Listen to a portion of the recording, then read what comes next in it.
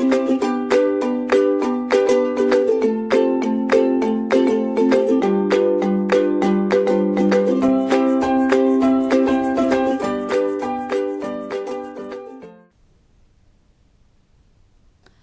students, myself Rakhi, Assistant Professor in the Department of Electronics and Communication Engineering, ABS Engineering College, Ghaziabad, affiliated to Dr. APJ Abdul Kalam Technical University, Lucknow. Today in the lecture series of optical communication, I am going to deliver before you error control techniques in the receiver section of the optical communication and the eye diagram, which is one of the most important parameters in the deciding the performance of a receiver. Already we have discussed about the receiver sections parameters which decided performance in the previous lecture also. In this particular lecture, I am going to cover before you different error control techniques and the eye diagram. Before going through the error control techniques, first of all we have to know about the different types of errors which are occurring in the optical communication. So, here are some of the errors which are occurring in the optical communication. Here are, so the what are the first of all what are the reasons for different types of errors which occurs in the optical communication. So, the different types of reasons for different type of error are the noise, crosstalk, etc., which basically corrupt the incoming signal during this transmission process only, and data link layer uses some error control mechanism. Then when the error get occur, the data link layer uses some error control mechanism to ensure the frames, that is what is the frame, basically it a data bit streams are transmitted with certain level of accuracy. But to understand how error is controlled, it is essential to know what type of errors may occur. So, these are the some common types of errors. The first one is the single bit error, second one is the multiple bit error, and the third one is the burst error. So, first of all, the first type of error, single bit error. Single bit error in a frame, you can easily say that this, if the bit are in a particular stream, then it is called as a frame. That is why in a frame is mentioned here, because bit are in a particular stream. In a frame, there is only one bit which is corrupted, then it is called as single bit error. For example, 10110011. So, you can say this is the signal data which has been sent, but received is what? 101101. You can see here it is 1, but what we have sent? We have sent 0. So, a single bit is corrected in a stream, then it is called as the single bit error. Now, multiple bit error. So, in the case of a multiple bit error, the frame received with more than one bit is corrupted, then it is called as the multiple bit error. So, what are in the sender end? 10110011, and what is received? 101, this is the error, 0, this is the error. Here 0 and here 1 is transmitted. So, we can have a more than one bit which is corrupted. So, that is why it is called as the multiple bit error. So, one thing we can have, in burst error also multiple bits get corrupted, but what is the difference? In burst error also you can see that more than one bit are corrupted. You can see this 3 is corrupted, but in burst error, all the corrupted bits are in the consecutive form, are in continuous condition, but in the case of a multiple bit error, it may be, it will be one by in a different position. It is not in a continuous format, consecutive form. That is why it is called a multiple bit error, and this is called a burst error. This is one of the difference between the multiple bit error and the burst error. This is many more types of errors occurs in the optical communication, but these are the most general and the most common type of error. The error control mechanism may involve two possible way. First one is error detection and error correction. So, we have come across the different types of errors. So, first of all we have to know how to detect this error, how a device can detect this error, and then come, if we have detected the error, then we go through the correction process of the error. So, the most commonly used technique for the error detection process of the received frames are by parity check and cycle redundancy check, which is also called as the CRC check. So, during the parity check, one extra bit during the parity check, what is going on? One extra bit is sent along with the original bit to make number of ones even in case of even parity and odd in case of a odd parity. So, one extra bit is sent along with the original bit to make one even in case of a even parity and odd in case of a odd parity. We will also go through some examples, so better understanding. So, sender while creating the frame count the number of ones in it. So, there comes an example. If even parity is used and number of ones is even, then one bit with value 0 is added. This way number of ones remains even. If the number of ones is odd, to make it even, a bit with value 1 is added. So, what is this is at the sender end. Your sender used to send one extra bit along with the original one. So, if we are having the even parity, so let us see which extra bit can be added. 1 0 0 1 0 0 1. So, how many bits are here? 3 7 bits are here. But when the even parity is used, 1 0 0 1 0 0 1 1 1. One extra bit 1 is added for making the even. So, the receiver at the receiver section, what is going on? The receiver simply counts the number of ones in the frame. At the receiver section, what is going on? Receiver simply counts the number of ones in the frame.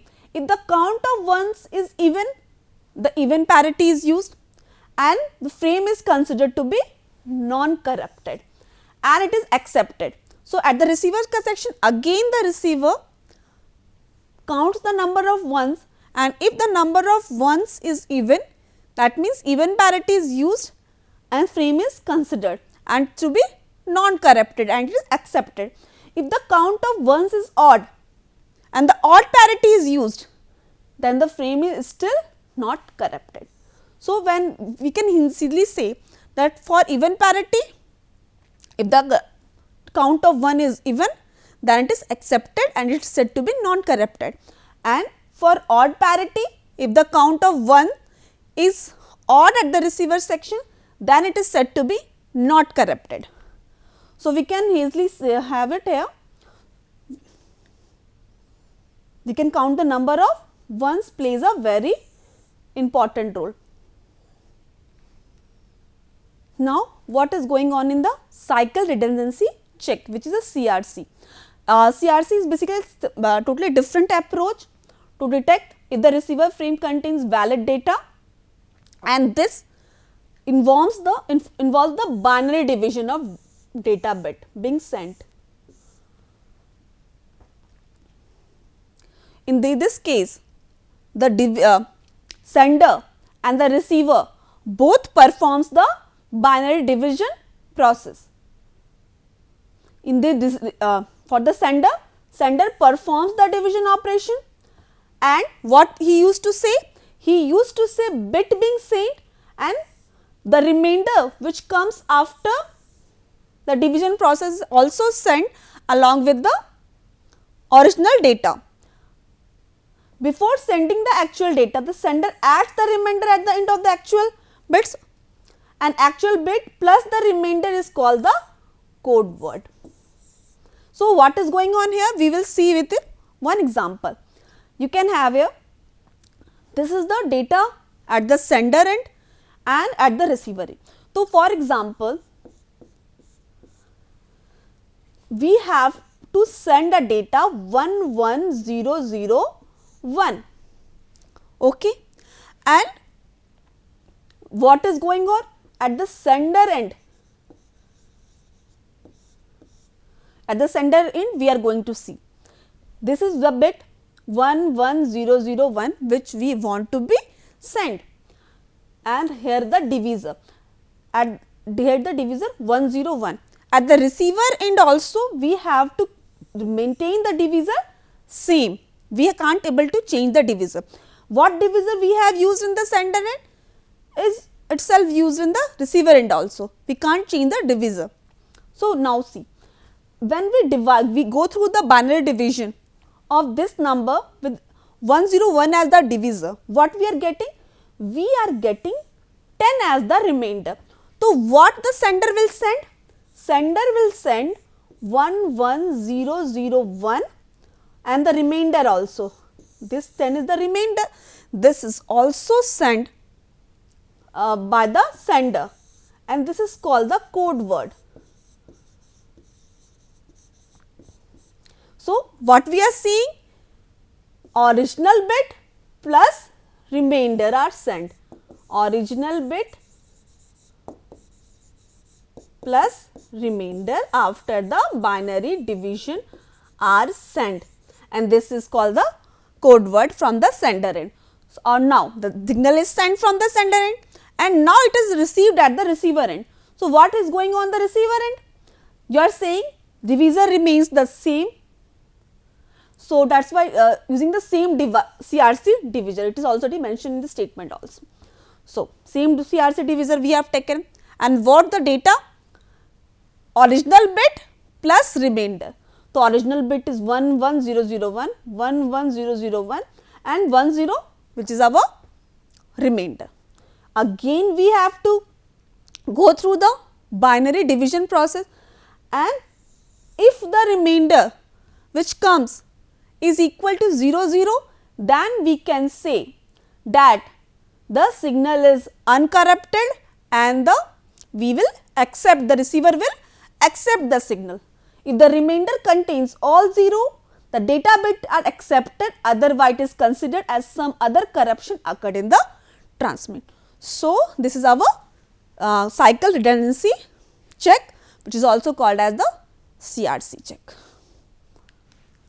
Now, we have come across the errors, we have come across the different methods of the error detection. Now, if the error occurred, we have to correct it. So, this is some of the two of the common most general method of error correction. The first one is the backward error correction, the second one is the forward error correction. So, what is meant by the backward error correction? When the receiver detects an error in the received signal. Now, can I ask, anyone will answer? If someone asks you, you can easily say by which method an error can be detected, by either CRC check or by the what? We have gone through parity check. CRC check and the parity check are used for the error detection process. So, when the receiver detects the error, it requests back the sender to retransmit the data unit. It requests the sender to resend the data.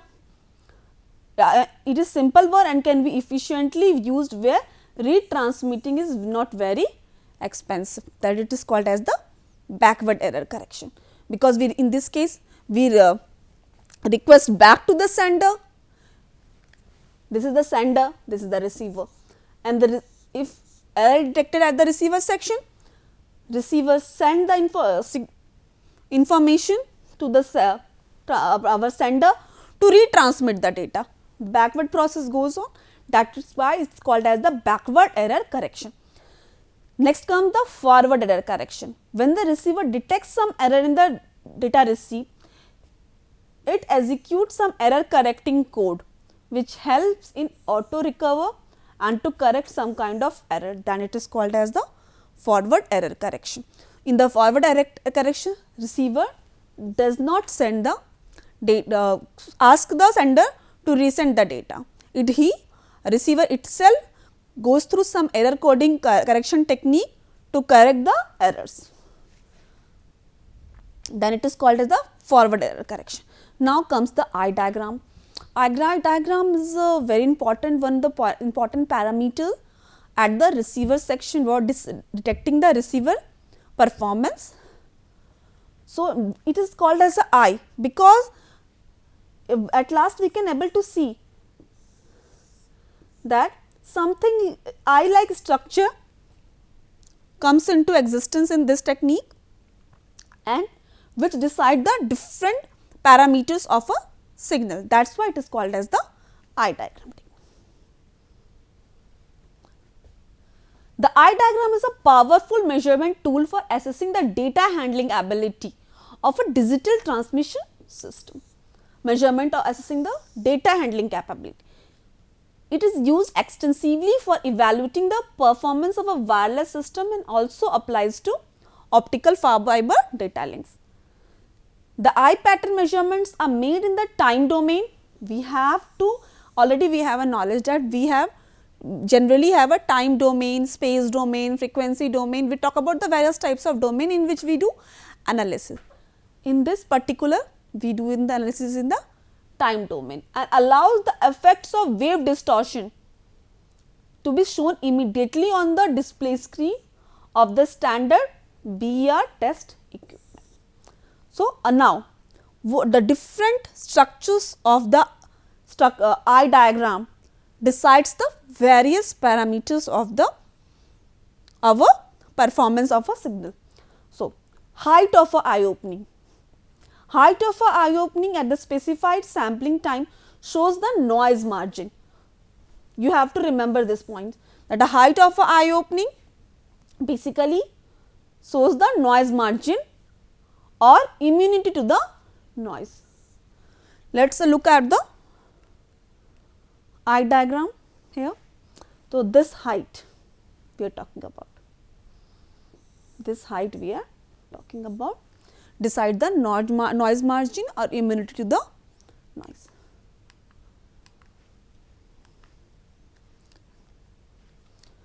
Width of the eyes opening, you can have seen the eye diagram. So, now the width of the eye opening, it defines the time interval over which the received signal can be sampled without error due to interference from the adjacent pulse. So, what defines the width of the eye, what defines what? It basically defines the time interval over which the received signal can be sampled without error due to interference from the adjacent pulse, which we called as the intersymbol interference. I think all of you have remembered the ISI word, intersymbol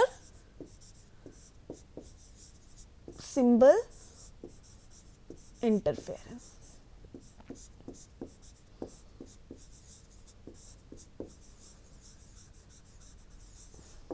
Is our ISI.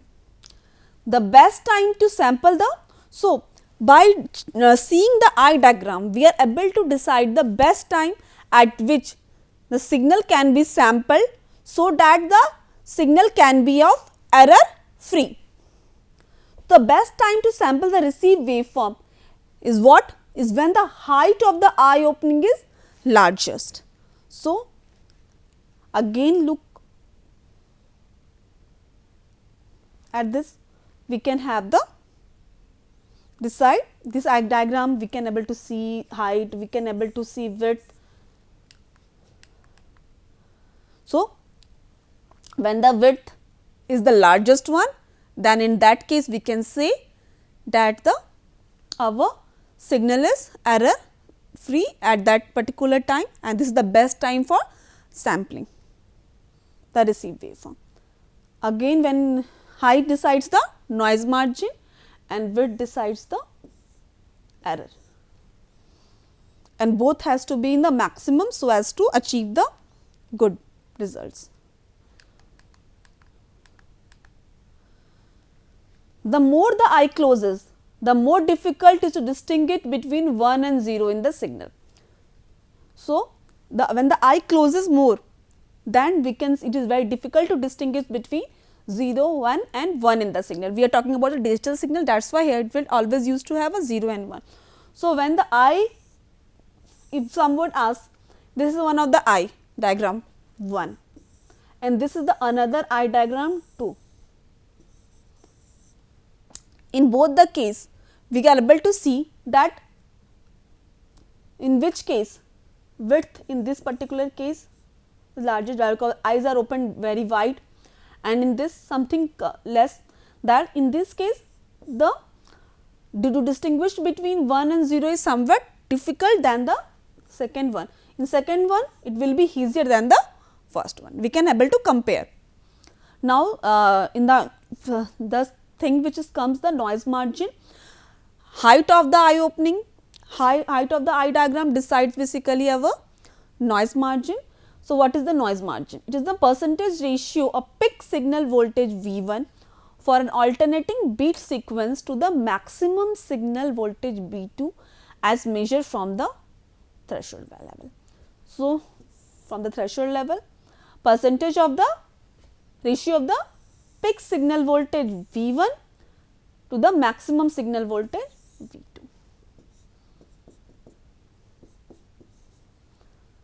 This gives the noise margin.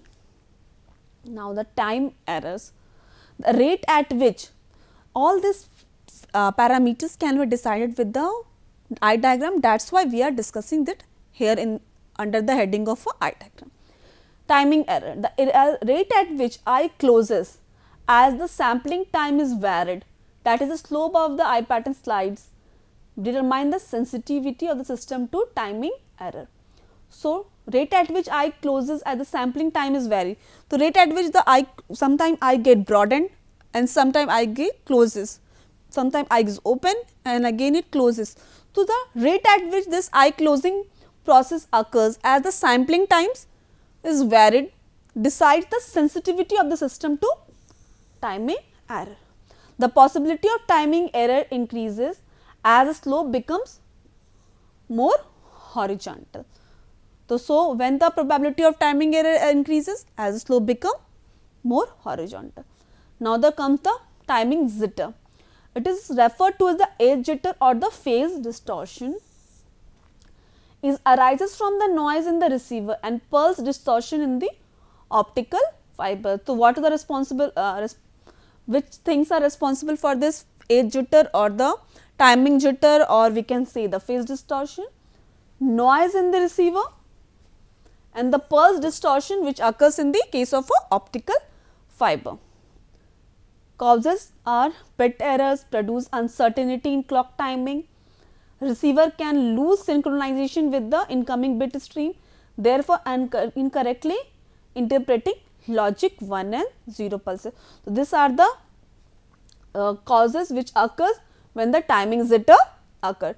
It causes a bit error, produce uncertainty in the clock timing, receiver can lose synchronization with incoming bit stream, that whether 1 is received or whether the 0 has been received, and it is calculated by the amount of distortion TB at the threshold level to the our bit period TB.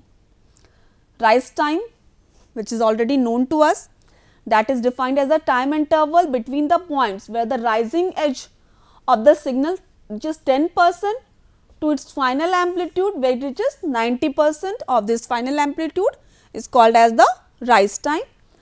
But for the conversion, 20 to 80% are normally taken as compared to the 10 to 20%, and here is a conversion of this. Because in general practical condition, 20 to 80% basically defines the rise time, 10 to 90 is the ideal condition. Now just look at this diagram. This is the eye opening. We can say dark, P dark current, off condition where we have a 0, then here B1 on, B of 0. Dark current when no signal is, B dark means when no photon is incident on the photodiode.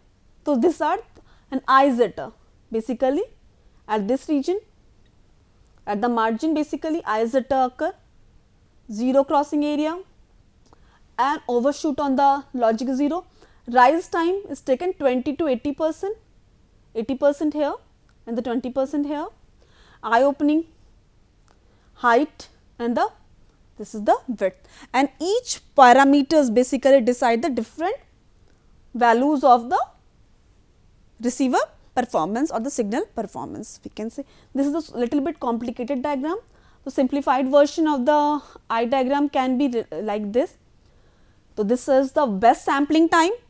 We have seen in the theory part that best sampling time is when the eyes is fully opened. So, it is the best sampling time, because at this condition we can have a full opening of the eyes. Threshold value, maximum voltage V2, noise margin, and this is the width and this is the height. Height describe the noise margin and the width describe the error. So, here is the, you have to remember this diagram, because this is a very commonly asked question in the case of our optical communication receiver part. And so, just for the concluding part, we are just have a look at the different things which we have studied in this particular lecture. In this particular lecture, what we have gone? We have gone through the various errors which are occurring in the system at the receiver end of the optical communication. Then we have gone through the different methods of detecting the errors. Then we have gone through the, of course, different correction process of the errors. When at last we have discussed about the eye diagram, and eye diagram is one of the most important parameters of the deciding the receiver of working. And what are the different parameters which can be decided with respect to eye diagram? First one is the height of the eye. What indicates height of the eye? Indicates the noise margin or the immunity to the noise. Width of the eye opening decides the time interval over which the received signal can be sampled without error.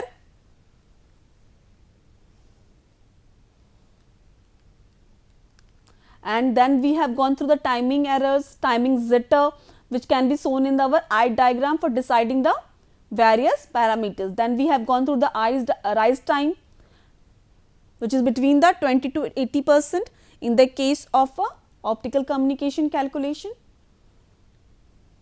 And this is the eye diagram, and this is the simplified version of the eye diagram.